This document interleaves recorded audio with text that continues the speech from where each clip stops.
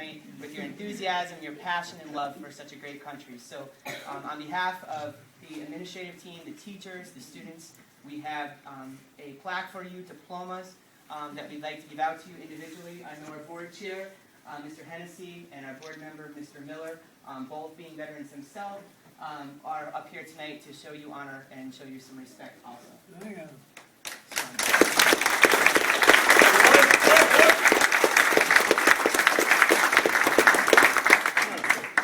This is certainly a supreme pleasure for Mr. Miller and I. We both certainly feel very strongly that this is a wonderful, wonderful thing that we do for you gentlemen, for what you did for us in a great time of need and tumultuous era. Mr. Miller and I are both veterans, and my What outfit, buddy? I was in the Coast Guard. I'm sorry. We ate good though. Oh, We ate good. But if it's any consolation, I have 2 career soldiers, and my oldest 2 sons are career soldiers. One's an airborne MP down at the 82nd, and my other one's in the Air Force. So we live that all the time, and we should all live it. We should all live it, because this is certainly something that we should all be so thankful that people have stepped up.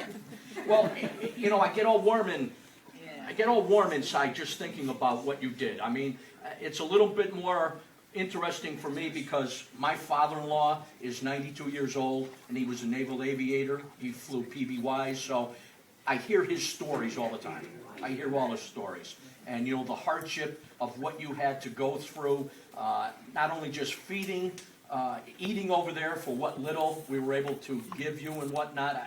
I would love to pick your brain on some stories, because it's amazing what you had to endure. PBYs in our outfit. In the Navy, there's 2-engine jobs. You can land in the water or you can land on land.